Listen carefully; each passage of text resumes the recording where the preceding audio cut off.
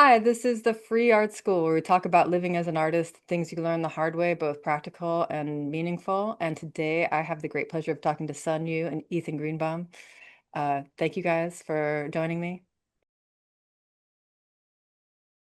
Ethan and I went to graduate school together. In fact, we met at orientation. So you're my oldest friend from graduate school, and also someone who I called when I had a major injury. Like the first person I called when I couldn't suddenly couldn't walk. I called you to come help me. I will always be grateful for that. And then, so I wondered if you guys would talk about a bit about your practice and how you met and how you started collaborating together and anything on that topic. I am Korean born, currently living in Queens, New York. I make abstract painting, sculpture, installation. I'm interested in play, history of craft, abstractions. I use a lot of everyday objects and craft material and make a sort of provisional tableau to celebrate domestic labor, house decoration, and history of abstraction, I say. How would That's a you? good synopsis. I should get better at this. Um, I would say, often I say I was trained as a painter and still kind of think of myself as a painter, but make a lot of what may be broadly called sculptural photography, where I am, gathering images of things I'm seeing around the city, often surfaces, signage, sort of the materials and imagery that makes up a lot of public spaces I'm passing through. And over the years, I've come up with a lot of different ways of kind of like recreating those original sites. So I've done a lot of things with like vacuum form photographs or CNC carvings or 3D prints. And more recently, I'm doing a lot of hand carved foam that I'm doing a mix of painting and printing on. And so they mostly live on the wall, but not always. But it's very much for me kind of maybe painterly brain applied to a more kind of sculptural awareness of architecture in the city as site. And we're also husband and wife, and both are professors. So I feel like our life is a very consistent. Like we love making art, we love teaching art, we love talking about art. So That's And um, you guys have a show up right now we together. do, yeah. We have a two-person at Geary Gallery. We were invited by the Gearys who run it, and it was sort of interesting. You mentioned us collaborating, and in a way, we don't collaborate, really, in the traditional Yeah. sense, right? We Yeah. don't work on the same. This is one of Sun's pieces behind us, actually. I had nothing to do with it materially. Um, but I thought it was really interesting that, they proposed this, and at the time it was just like, oh, this would be fun. But doing the show, it sort of, at least I think we both realized, oh, there's actually quite a lot of interesting overlaps that are maybe more, spiritual or material, if not literal. It's not, it's hard to say like, oh, you guys are both working with the same subject matter or the same materials, but just the sort of thinking behind how we put things together, maybe, and the interest in kind of an open-ended process and the way things get created was something we noticed. Also, maybe more direct things like a lot of color affinity. So for this show, um, the collaboration was maybe a lot about editing in the sense of and curating, like what hung next to what. We also made a mural in the space that kind of combined images of each of our processes and details and sort of told, I guess, a visual story that kind of made some of those connections too. and that became really site specific and site sensitive to our two-person show. Yeah, because it was on a dividing wall in the gallery and works were hung on top of it. So that was sort of interesting I guess that was sort of a collaboration. We made that together. And we're also doing a boxed print edition that we're releasing in Geary Space in the city next week on the 12th. And those are a series of objects and prints that are going to live in a box together. So that's also, so they're getting closer together or occupying space together, but How not long, actually. how long have you been together and at least discussing ideas with each other about art before? And have you done any kind of project like this before? So we've been together 19 years. We've curated a show together. Hmm.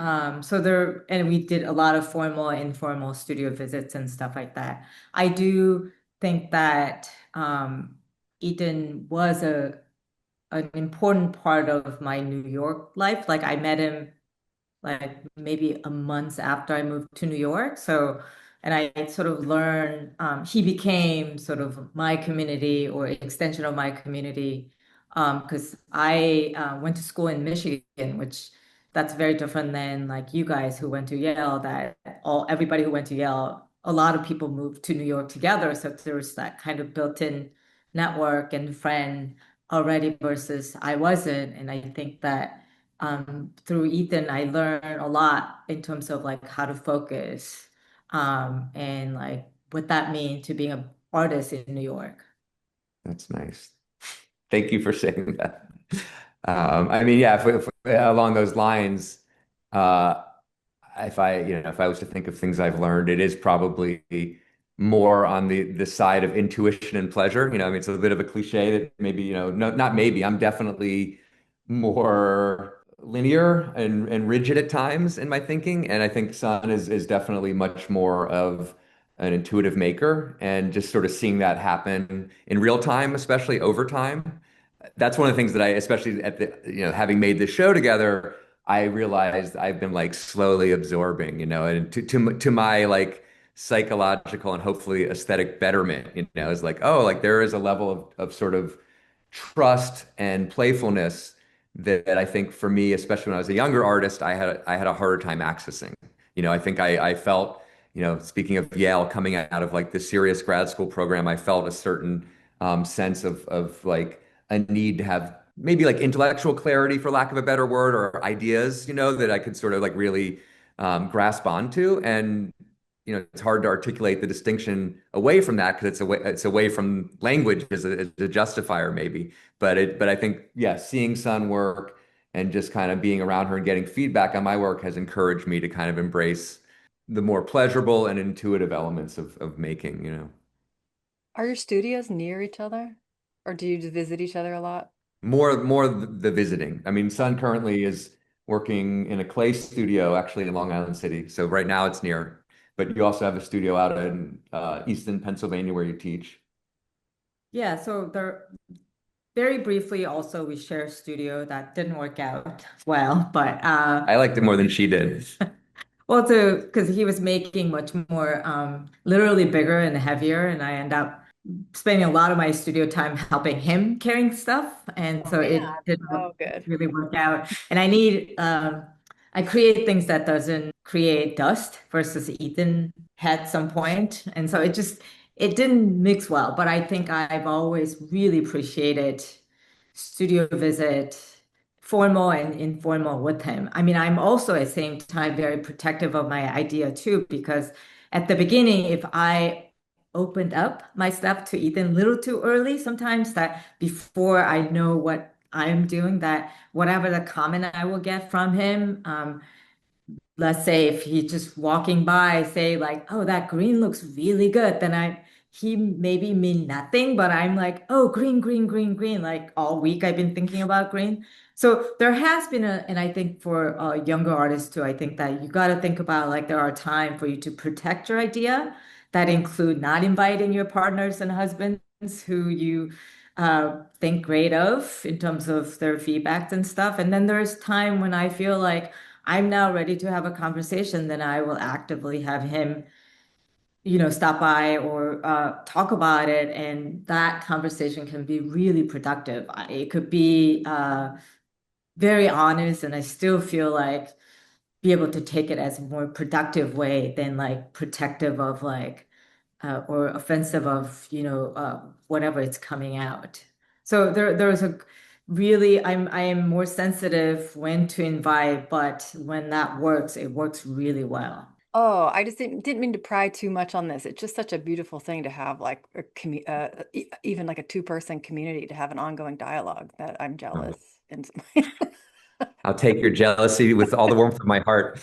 And I was just gonna say, by contrast, my strategy is basically to bombard Sun with text messages constantly about work in progress. What do you think? What do you think? Like picture And update photos. yeah, Yeah. what's that? Update photos. Do you Yeah, think that's what? yeah.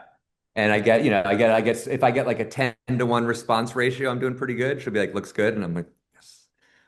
thumbs down or up and down. Son, what you're saying, like I found this was like a big personal like moment when I was young when I realized like talking about a project too early, like either the other person's voice will have too much impact or it will kind of dissipate the urge to even make the project because it like the energy will get out in a different way. And it's such a weird learning where that line is when you can share and do the get feedback. It's also like you get an intuitive sense of it, but I've never been able to like articulate it any more clearly than that. What is I that? feel like you have a good instinct for that though, Mariah. Like I remember that you had that event at your studio that I came to not too long ago, and I was like really impressed by what struck me is like your instinct and just ability to kind of like tell a story with the work. You had this body of work that was shipping out, you made an event around it. And it seemed like, it was really well orchestrated. And I took note of that. I was like, you've developed the ability well, I would say. Oh, thank you. And again, I think hopefully we get to talk about a little more about like cultivating your own community or your friend. I think that's really important. Like I think that there is enough trust that we have between us that I think that even sometimes it's hard to hear that we all know that it's coming from a place of care.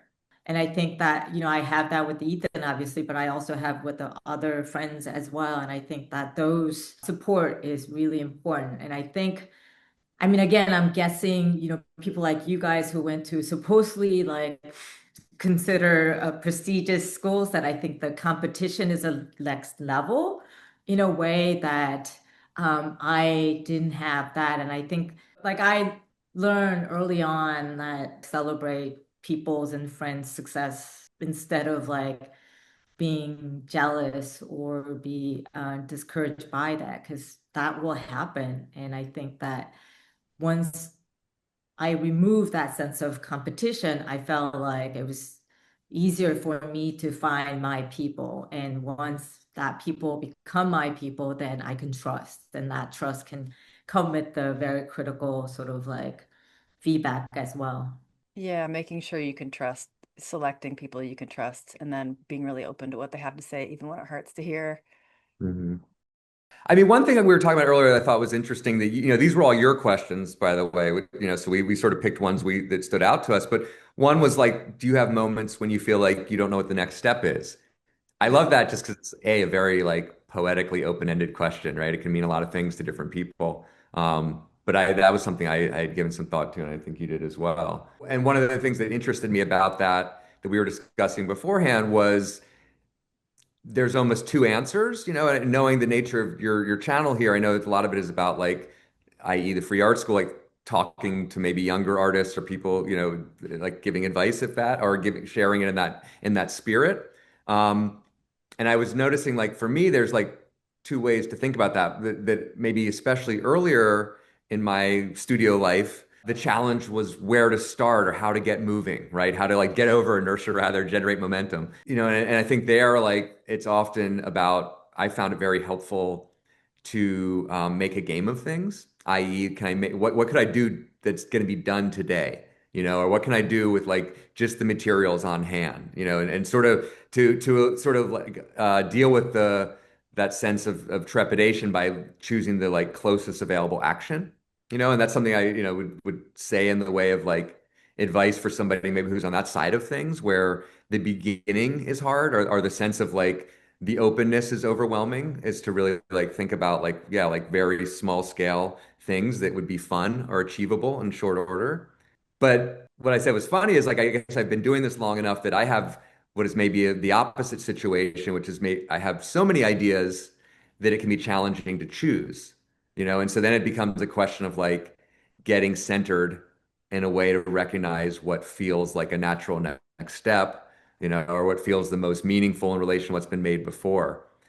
So it's almost like, yeah, previously, and maybe it's not even a time thing, maybe it's a temperament thing, but yeah, it seems maybe that's a meaningful question to ask yourself. Am I so overwhelmed with possibilities that I need to quiet down, or am I so sort of frozen that I need to like find a way to jump into action?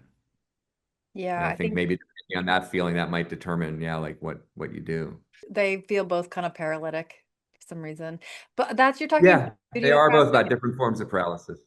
What's And that? that's like the studio version of the question. The other version of the question is like, how do you like if you want to show your work out in the world, what do you do? What are those steps? Mhm. Or how do you get started? Let's say some of this came from talking to a young person who was in college saying, how do you start? I mean, I always feel like you create your own opportunity or for other people, meaning like, in some way, the nature of being an artist is like same as an actor. It's like you could be a very talented, you're very well qualified, and still you're waiting for to get cast in order to show your talent, right? So it almost become a waiting game. And I think it's a toxic. If you, especially in our art world that, what's good, what's talented, that's like so subjective and it could decided by many different kind of like things. So that I think what I'd like to say to younger artists is to again like don't wait around. You could, curate a show in your apartment. Take a blanket out to the park and bring, artists and show on a blanket on a parking lot or park or like I think that just waiting and not having an agency on that is like toxic. I think it's create your own community again, going back to the ideas, create your own event, and that doesn't have to be a fancy white cube things. I think this is also why I've been co-running Tigers Strike Destroy, which is artist-run collective space for the past 10 years. And it's been very meaningful in a way that even though I am spending my own time and money to run this, but like really recognizing, my community and creating a platform for other artists and how that's coming back to me as a good feedback. And it's been really great. And I really recommend, and I actually built that into my teaching as well. When I was teaching at University of Oregon, that was my idea for like grad school seminar artists as a curator, so that you get to actually create, and even undergrad, like, where I teach at Lafayette College, some of the upper class project is curating a show. And I think that artists run so much, like even though you curate someone else into the show, that there's so many ways that you can learn. You learn how to write press release, you learn how to create, art event, you know how to promote art things, you know how to learn to occupy a space. Like there's so many things that you'd be able to learn through this kind of thing. So don't wait around for someone to give you an opportunity. Create your own and create opportunity for other friends and people and artists that you think they deserve to being shown. Yeah. It's good practice to get outside of yourself too, and not just be focused on your own work. The generosity of opening up and like taking in other people's work it helps you grow as a person, which is good if you're an ambitious person and you want to grow as a person. Yeah, I'm trying to think of anything to add to that. I think I agree with that 100%. But yeah, but it is like one of those things that for me at least, and probably I assume for a lot of artists, you're working against certain rhythms that are, maybe very typical of the studio practice, right? You go into a room alone for a long time, and hopefully that's very pleasurable most of the time, right? But I know it can be hard to break out of that. I definitely something I assume I'll probably always struggle with. Sort of like navigating or gracefully crossing back and forth between the desire to connect with people and be part of a community and the sort of, hermit tunneling down that it's usually involved with making something you care about. Yeah, you need to recharge, and a lot of art making is like introvert energy, for lack of a better term. But Hmm. then you also need the socializing with other artists. Yeah. And, yeah, this is the next question about like managing the different energies, like what you've learned about what you need to have psychic energy to make artwork, some to socialize. Like for me, like small groups and like to go to an opening and function normally. Now I put on makeup while listening to music and eat candy, and it shifts me into shifts me into outside Mhm. energy where I can talk to people about nothing because I just want to connect Yeah. with them. But it's like it's exhausting too. I can only do it so many times a month, like once. Just curious about. That's so many times as once. Oh, I geared So you up have a really. ritual though, is what you're saying. It's not that often, but do remember gearing up pretty hard for 3 days of openings at the beginning in the September beginning of the New York art season openings night. I had a lot of friends who had shows. I knew it was Yep. gonna be pretty like rough on me. So like for maybe for like 2 months, I'm like, you can do it. You're 3 nights in a row. And I mean, yeah, and you're doing this channel, which is a form of it too. Yeah, a little. I do have to keep my hair clean on a regular basis now. Yeah. Right. Well, we were having this conversation just this morning yeah, I mean, this maybe I don't want to get too far in a tangent, but I'm very grateful that I have a lot of free time and a lot of agency in how I spend my time, but I'm also increasingly aware of the sort of intensity that entails. You got to do a lot of self work, I think, of some one stripe or another if you're going to live that way, because you don't have you get to you have this podcast or this video cast, so now you can clean your hair. But most people have have a larger amount of imposed structures, is my perception at least, that helps corral them, and probably for the best on the grand scale, but like to not have those things, which again I'm grateful for, is also it imposes a lot of challenges or introduces a lot of like existential challenges. How do you occupy yourself? How do you structure your time? How do you yeah, deal with the psychological back and forth of what we're talking about? I'm very aware of like my energy level, meaning like today, if we have this interview at 3, I will try, like my priority is this, He right? won't talk to me the rest of the day. Basically. So like I will reserve some of my energy so that I could actually, use it in a way that maximize the things that I prioritize in that day or that month or that year kind of things. I'm also like, in terms of, I'm a two-city situation right now. I'm on sabbatical, luckily this year and next semester as well, the semester and next semester. But usually two-city situation has been working out really well for me. My school is like 65 west of New York, and a lot of faculties do commute from New York, but I choose to get an apartment there and be there for a few days. So like 3, 4 days in Eastern Pennsylvania where I get to really focus on teaching and studio. And then I come back to New York, and then I be able to focus a little more about going to the openings and spending time with Ethan, taking a coffee walk and, like those kind of little divided, but like they're consistent in a bigger picture because it's all about art, making art, teaching arts, and hang out and supporting art, other people's art. But like I sort of have a different roles and focuses in two different cities, and that, That's a ritual too. You yeah, cross over from one zone to another, there's a clear division line. yeah, Yeah. and that ha worked out really well. So yeah. Yeah, I mean that's interesting. I never quite. I mean, I know connecting what both you said is like, yeah, there's these sort of things you do, and maybe the difficulty I was speaking to is about the lack of those clear guideposts sometimes, right? That your identity as an artist is not as clear as if I don't know if you're a manager at the general plant. You go in, you're the manager now. As an artist, you are ostensibly yourself in all contexts, right? And so that can be hard to like yeah, change those roles or recognize that. I mean, I definitely do a lot of like self-soothing activities. I go to the gym, I meditate, have my bike ride to and from the studio is helpful. Like for me, I think a lot of physical action is I think really helpful, like doing things to kind of burn off excess energy and maybe to generate more energy in the process too. It's a bit of a dance because all those things are time commitments, and sometimes I feel like why am I wasting my time going to the gym or meditating? I should just be in the studio. But of course, if they're completely neglected, studio life is going to suffer too. So that's something else I don't know that I have a resolved solution to, but I'm aware of negotiating those things, the things that are sort of rejuvenating physically and allow for that, but not letting the hobbies take up too much energy either. Yeah, I think like And I don't know exercising whether keeps you back in the body if you're too much in your head. Hmm.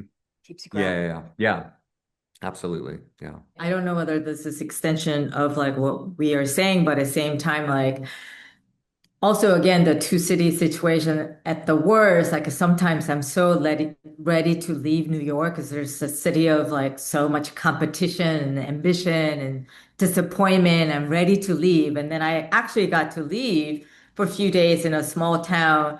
And then I feel like by the time in third day, and I love teaching, I love Lafayette, but at the same time, like so fed up with this small teacup city with the petty politics, and I can't, they don't understand what's important. So I'm so ready to also leave that small town. So, like, it sort of works really well It's a for perpetual motion dissatisfaction machine. state of mind, I It sounds guess. great to me. Like always going someplace new. Oh, my psychic management question also had a little bit like a couple weeks ago, I had two problems where I was on the phone 6 times with customer service with different companies for a total of 3 hours. And it just sapped me creatively. It was hard to shift gears in the same day from being on the phone for a long time. We both know this conversation's going nowhere, but you were doing a dance. Like having to try and do something creative in the same day after that was so hard or not really feasible. If anything, that's where like having some sort of like more administrative things or more physical things for me is helpful. Like, okay, I'll just clean the studio, or I'll just like organize these things I've been needing to organize. They're still in the spirit of the project, but yeah, they don't, it's a different set of demands. This one's about just constructive things for like your younger self or people feeling isolated, but then I think everyone who spends a lot of time in their head gets isolated no matter where they are. But this was Mhm. just like message in a bottle to your younger self if you have any. I mean, I think the answer is always like to, be more open and loving and less afraid and I mean, not to get too philosophical or cosmic, so that could mean like what you were saying earlier, like being able to be happy for your friends when they have cool things going on, and being able to like enjoy and revel in other people's creativity and not feel like it's zero sum or constrictive. I think that's something I've, happily, I guess it's becoming more obvious to me as I get older, like that even though all the old anxieties and neuroses maybe still exist, like it's more clear to me that that's not the way towards growth. It's not the way towards a more interesting life. It's probably not the way, definitely not the way towards making better art, So this is especially a note to my younger self, but take it if anyone's listening, if it's helpful, is like as sort of like brave and loving as you can be, like try to do that, like as much as you're capable of and try to like slowly expand it out as best you can, because I think otherwise it shrinks back in, right? And that's where there's the most kind of pain and isolation, which I feel like we've been talking a little bit about. Yeah, and I think, New York is such a weird place for many reasons. Like, I remember how the proximity is such a different thing in New York. Like, not to mention, you go to restaurant, tables are so close to each other that you're hearing everybody's conversation and you pretend like you're not hearing it. And you pretend they're not a famous actor that you recognize. Right. And same thing in New York, like you see all these like a very successful art history book kind of artists that you see at the opening on the Chelsea streets and Tribeca streets, and that proximity, like you could almost touch that success or that you could almost be that person is sort of a weird illusion because it could take a year, it could take 10 years, it could take lifetime, it could take all the time you have and not get there. So like I think that it's just the idea of like, instead of like what's possible by and measured by someone else is always just not a good place to be. You just have to be a little more, again, focus on like what matters to you and the control that you be able to have, which is only control you be able to have is in the studio, in your practice, in making. Everything else is like you got to let go and be present and sort of flexible and open. That's just, I think it's only way. Yeah, I agree. Um, okay, hard pivot to question about have you dealt with formal contracts or managing collaborators or assistants or, like dealing with an institution and any of that kind of thing. And then dealing practical surprise advice about shipping, international insurance, anything like that. Get a few quotes. Assistants are interesting. I've had different times when I work with assistants. The funny thing is I always found like it's best to hire architecture students if possible, or previous architecture students because they're so like They're used to abuse. disciplined. And what's that? They're used to abuse. They're used to abuse totally. If you're even a little bit nice to them, they love you. And they work really hard. More a little bit of a joke, but kind of true. It was sort of some of my best assistants were like not art students, but were like, creative people in a related field. But what was more interesting about assistants was like what it did to the psychology of the studio. Like I definitely struggled with it's a double-edged sword because at one level, what it does is it makes you demystify your own process a bit, right? Because you have to think about like, well, how do I actually make things, and what can be delegated, and what's mine, and what's not mine, which is like a weird existential question. You sort of assume everything's yours, but maybe not, and so that could be valuable, but also like it changes the psychology of the space because you're no longer able to like rabbit hole as much, basically, or get into a weird headspace, which might be really interesting. You kind of have to, at least when they're there, I had a hard time not feeling like I was in a, either a political relationship or a boss-employee relationship, and that changed the psychology quite a bit. So I think it's a very much a double-edged sword. And I think like I've been an artist assistant too, in many occasions. I think for a lot of people, it's very hard to do that successfully. Obviously, let people do it. And I'm always interested in people who work with assistants successfully. But I think the more you delegate, the more you open up to possibilities of missing ideas in your own work because you're no longer sort of seeing it unfold in time in the same way. So I don't really have a point, but those are things I've sort of noticed a lot, is having, I've worked for some artists where like really they're not seeing big stages of their production. And I'm Weird. like, I got an idea for you, like I'm seeing all these ideas in your work that you're not seeing.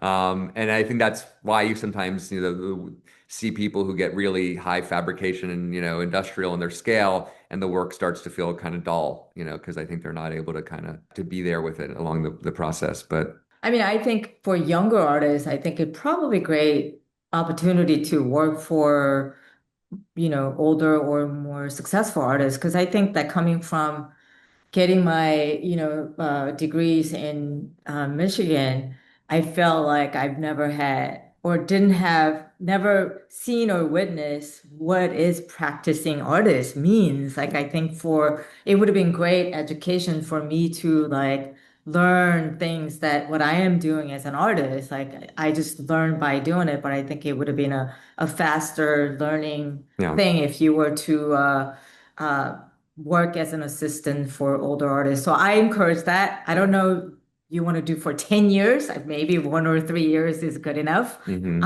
And also someone who work with the students, our school has a program that school pay for my, student who work for me as my assistant. But in exchange, I am sort of like modeling what the possibility being a practicing artist too. So there's a sense of like sharing that I feel like I have with some of the assistants. And also again and again, I'm surprising like how little they know. Meaning like Yeah, they don't they teach you this stuff. That's what the podcast is about. Like, all the Right. Hence the podcast. Totally. Yeah. So sometimes I wonder, like, is this helpful or is this like a good knowledge or information for students or younger artists? And I feel like yes, Mm. because they really the things that we consider as a second nature, Yeah. they really have no clue. So I think that knowing that I do have something to share and that comes from a generosity, like a good place. And I think that's really good. But another thing I was going to mention about packing and shipping is, someone so I'm an artist, but also I co-run a nonprofit gallery, right? So I've seen work being delivered to me when I curate, right? Like what I noticed throughout that years is that you as an artist, the way you pack your stuff, your work, that how careful, how well you pack, that becomes representation of how you want to be served or perceived. Like if the work comes to me as like really cared for, then I take that as a cue to like, oh, I really need to take care of this work as well because it came with a certain care. Do you know what I mean? Like, Yeah. so there's that sense of like a communication. You're doing it by packing and wrapping your thing with other people. That includes curators and artists and institutions. So, and other people who's handling your work. So there's that kind of like ideas and philosophy around it. I mean, which in some ways could be a direct extension of the making process, obviously. Although I remember hearing this funny story about Martin Kippenberger, if people know who he was. You know, he made these very seemingly slapdash paintings, but I remember reading an interview and someone said, but he was in there hanging them so carefully with like a perfect level, and it like totally shifted their understanding of who they were dealing with to see, you know, this kind of like he had this bad boy image, but when it came time to actually install the work, that was another level of reveal, you know. So it may Yeah, be you could play against type with that too, you Yeah. know. No. And interesting. also contract, yes, we have. It's a form or a tool to communicate than anything else. That we're having a clear expectation than like legally bounding documents, right? Well, I mean, the reality of the legal system is it's usually what you can afford to pay, you know, to enforce. But I would say, like, as we were making notes, I want to remember to give a shout out to volunteer lawyers for the arts, who I think they're still alive and operating as far as I know, but they were really helpful to me at certain times with various legal things. And so for someone, especially if you're lower in, you know, don't have a lot of income, and you're an artist, they can be super helpful. Yeah, so things like that are definitely worth looking into. Any kind of pro bono arts networks and lawyers, because otherwise, yeah, it's like as we all know, we've all seen stories of, you know, galleries, for instance, that close owing lots of artists money. And overwhelmingly, like the artists, they get screwed, you know, like they don't have the legal means to enforce the contracts. And even more dark is they're scared to make a public fuss because they don't want to get blacklisted from future. I mean, this is what I've always been told and seems to be the case, you know, that I've seen play out. You don't want to get But I think I've heard, and I think it's true, like a professionally looking letter written by a lawyer can be really helpful, and that can be a quiet way to deal with contracts, you know, without having to like blow up the spot. yeah, But again, actual litigation is rough. Yeah. But Are you speaking from experience, right? no, but I think like you say, a letter from a lawyer and like very clearly documented is documenting your relationship and your expectations or what artwork is where, and then Yeah. having maybe this like spooky letter. Those are better than actually having to follow through. Yeah. That's the hope. Yeah. You Yeah. I mean, I hope, remember yeah. talking to another artist, you know, older artist who had like lost work for decades in Europe, you know, and he finally got it back. And but yeah, I mean, you hear all these stories, and I think for the most part, it's worth just recognizing structurally for artists that you are at a disadvantage for the most part because you're dealing with like galleries and entities that are much more part of the conventional world of law and business, you know, and also the supply demand. Not to get too negative, but I just think structurally it's the case where like for most artists, unless you have a lot of money of your own, you're in a kind of vulnerable position. So yeah, I think getting, you know, so many things are done by handshake or conversation, but even getting emails that sort of describe what's going on are important just to kind of like, I think when people have to tell you what their commitments to you are, even if it's an email, it does help things turn out better, you know? Yeah, paperwork's boring, but it can be your friend. Once you get burned, it's no longer boring. Yeah, right. Then it suddenly becomes very intriguing. Yeah. I'm just going to say, yes, there are all these kind of like a negative and worse scenarios and situations and stuff, but often it's really a form of like setting up the expectation. If the gallery wants 6 months consignment, like, do you feel comfortable? Can you push back to 3 months? You know that. So it's a more like sort of like, you were told a certain way and you could negotiate certain things, right? So it just using as like a sort of like a tool to communicate, then again, like worst case that I'm suing you with this kind of this document kind of thing. You're proposing a more open-handed way of thinking about it. Which is again, I think that's probably more common Yeah, I mean it's use true. with a contract. Getting screwed is both ubiquitous but not omnipresent. Most of the time you don't get screwed in my experience, but yeah. But I like the idea that, and I think that, I mean, yeah, on a really direct level, like that was something that came up recently. There was a consignment that wanted the piece for 6 months, and I was like, "How about three?" And they were like, "Sure." You know, so it became a form of conversation. And how are they going to get it back to you after those 3 months? All that stuff. Yep. Yeah, Yep. just putting all the expectations out there so people don't get the wrong idea or bent feelings, expecting something else. Oh, So somebody just wrote to me and they said they hadn't gotten paid for 3 months and what should they do? And I'm like, oh, 3 months. That's Yeah. So normal time frame, that you're good. it's not great, but it's not that long. Yeah. yeah, yeah. Oh yeah, new topics. Best and worst part of being an artist couple and teaching an art related to the above. I mean, I think we talked about good parts. Yeah. I think the more obvious one, especially at the beginning, was when I met Ethan, he was unemployed. And he was like spending a lot of hours in a studio. And then, you know, look at him. He's now like such a, like actively making and showing and teaching. But I guess what I'm saying at the beginning, not having a doctor's income, that's probably the challenge of artist couple. But other than that, I really think it's all good. But I don't know. What do you? I think, one of the things I can't quite explain is we're not very competitive with each other. And I don't think that's by any means common. I get I know a lot of other artist couples, and I think competition is much more of an issue for them. So I think that's maybe where it's like a lucky personality fit or something where that hasn't been much of an issue for us. And what, I mean, I don't want to like paint too rosy a picture. It's not a non-issue. But I think it's mostly been on like the healthy competition angle. Like, oh, you made that cool thing. I want to make something better now, you know? Yeah, healthy Um, competition is a cool thing. yeah. I think for the most part, it's the good sides are more obvious. That's nice to say, i.e., I feel so bad, honestly, for like so many people and couples with non-artists and they drag their non-artist partner to openings. And I'm like, none of us want to be here anyway. And you poor bastard have zero reason to be here. Like, Yeah, same. Because you could like can't. yeah, like I mean, I'm half kidding about none of, but it's like you have to have a whole ritual just to show up, Mariah. Like it's challenging for people who are highly motivated to be there, and it just seems really rough for you. Have a really, hopefully, you have to find a partner who like really likes art, and is like very patient and a good listener.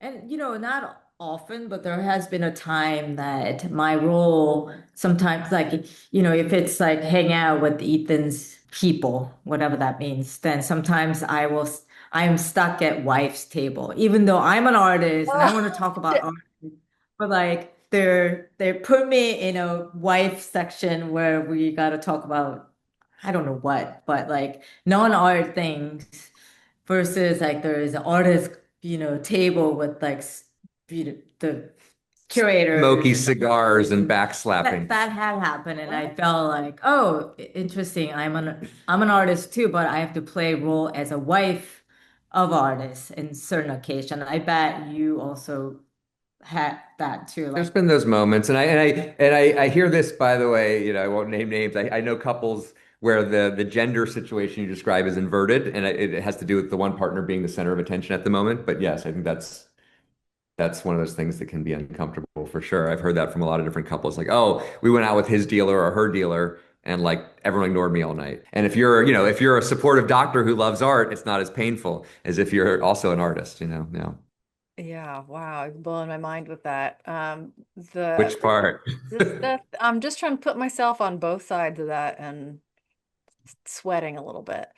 Um, I mean, I've also heard like, I have a friend who is also artist couples and they share studios.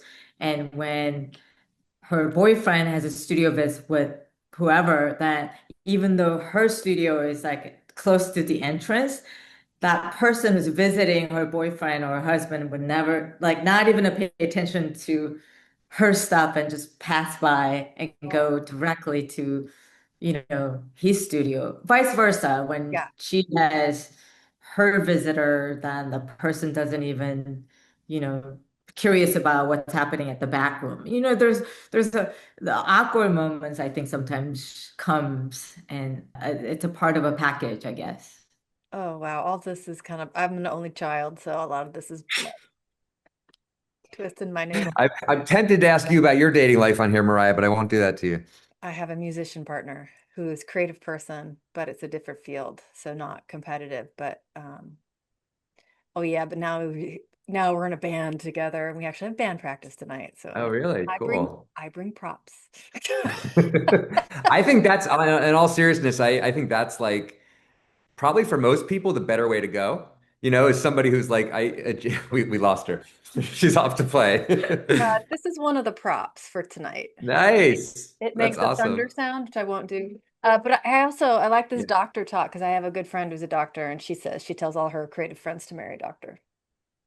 I think if you have the option, that's definitely the way to go.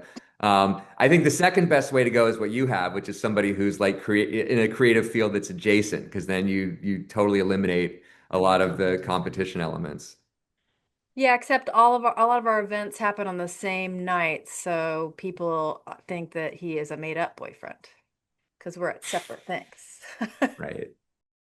One thing I would say is I think teaching um, folds into a lot of things we were talking about before, maybe about ways to get out of your own head, and ways to have relationships that are hopefully, and I think realistically can be much more kind of generous and much more communal. I know for me, like, yeah, I mean, even what I was saying before about, having too much free time, like the teaching that I do is one way that I'm like, oh, I got a structure. I got to show up and like say some things and like be cohesive here. So for me, I know I value it for all those kind of community-based reasons and empathy-based reasons. It's a way to be empathetic with other younger creative people. And I also value it as a way to kind of keep me grounded in my understanding of what art is and how to talk about it. Mhm. Because it's a very good bullshit meter. If you're communicating in a way that's too abstract, trust me, it will be obvious. If you're communicating in a way that doesn't, I think, come across as authentic or felt, that will be obvious, and you can kind of see it in the reaction you get from people. If you're going through the motions, or if you're talking out of your ass, you're not talking from experience or not talking from a gut relationship to the subject. So I value that about it as well. You don't talk from your psychological wounds in a way to create a smokescreen to confuse the person. I try not to. I'm sure I do. You know, I'm sure it's such a good. I doubt that you, well, I'm just gonna say I doubt that you do. I mean, your question's so funny, but now I'm now thinking both my own teaching, but also other professors. If what you just described, I think it resonates with certain experience I've had with my own professors, right? Yeah, and I wonder about like I think I've talked to a lot of people who try actively not to replicate certain bad experiences they've had when they were Yeah, studying. sure. Well, we don't have kids, and it's like one of the best ways I understand parenting. It helps me think about my parent friends, and like I Mm. know it's not the same, but I do think there's some commonalities. That's a pretty obvious one, right? Where you try not to like recreate the trauma that was inflicted on you, or like you try to like break the cycle of certain abusive or uncaring experiences. Yes. I mean, again, like as you mentioned, I think we both really sort of see teaching as a, practice of empathy. Meaning that we're all here suffering, whether you're trying to get the best yellow that you can get versus, the best gallery you can get. Like we're all sort of like doing our best. And if any way, shape, and form, if I can help you find that yellow, I'm being used. So I'm grateful for that. Um, I mean, it's such a rewarding thing to do, and I get to pay. But it's the idea of like, not that often, but there are times that I just witness this person like becoming and growing in a way that is just so amazing. And if I am remotely adding anything to that, like that's just a privilege, I say. I would add one other note. This is maybe interesting for other people who teach, but one of the big discoveries for me in the process was, you reminded me, was, early on, I wanted to be liked by the students. It was very much like I was looking for their acceptance. And one of the most meaningful transitions was to be like, no, no, no, like and this I think is also related to parenting, I assume. I'm not here to be liked by them. I'm here to be of value to them. And like that really clarified the relationship for me, and has made it like way more enjoyable to do, and I think way more useful for them, to sort of think like, how can I be of use to these people, and how can I have like an exchange that's based around, yeah, that idea of like trying to share something that I think will really, really help them, whether I'm right or not, just that intention. Yeah, that's beautiful. I mean, you're putting them at the center of it, not your own needs for affirmation. Yeah. One of the drivers of this project is also about that to show how deeply meaningful the creative life is, even though it's maybe impractical or not given a lot of respect in this society or any society. I just know this one. But what you guys are saying is really, I feel you must be watching that, like how meaningful it is in these individuals' lives to go through that growth period. And I was just moved by what you're saying. And Thank you. okay, Ethan, what would your dictatorship enforce? Well, there are many things, but apropos of an earlier conversation, I would, all art historians would have to take a minimum of 1 year of studio classes in order to progress. You can't get a degree without that. Because I think, yeah, like so many art historians like literally don't know how things are made, and I think that leads to all sorts of confusion, obviously, but also all sorts of like conclusions that are ideological, maybe in a way that it had, if you knew how it was made, you'd have to shift your understanding even on an ideological level. So yeah, I think that's a must. To kind of bolster my argument about art historians and maybe some of the misalignment between them and artists, I was just thinking about the story in grad school of an art historian who I think was like totally sincere and is legit, real deal, accomplished art historian who I liked a lot. But he said something to me once that has sort of like haunted me because it was like such a forceful statement that also seems so wrong, where he was talking about like, as talking to a group of artists, young artist students, he's like, all you have to do as an artist is like look out across the terrain of history of what's come before you, and really see that and then like decide to take the next logical step. And I was like, that's so crazy. Like, like the more I think about it, and the older I get, the crazier it seems. Because it's like, I mean, it's clearly a misunderstanding of the way artists work, but also it's kind of a misunderstanding of the way the human experience works. Like as if you sort of choose the kind of person you are, and like who you're going to be in a way that's like tabula rasa. I just think that's like, yeah, it just seems like patently like almost like fascist to me or something, but like definitely from just a more grounded art perspective, I think one of the big things that happens as an artist is that you reconcile yourself with your limitations and your circumstances, you come into this world with like whatever karma and temperament, and the idea that you could simply choose what kind of artist you're going to be, I think is deeply misguided and probably really destructive, that it would be some sort of intellectual decision as opposed to an inner reflection and really kind of being present with the specifics of your reality Uh, as opposed to something platonic. yeah, related real fast. Are you guys surprised about the artists you've become in some ways? Or at least about the output? I mean, I definitely, the things that I make are not the things I would choose to make if I was doing what this guy suggested. Do you know what I mean?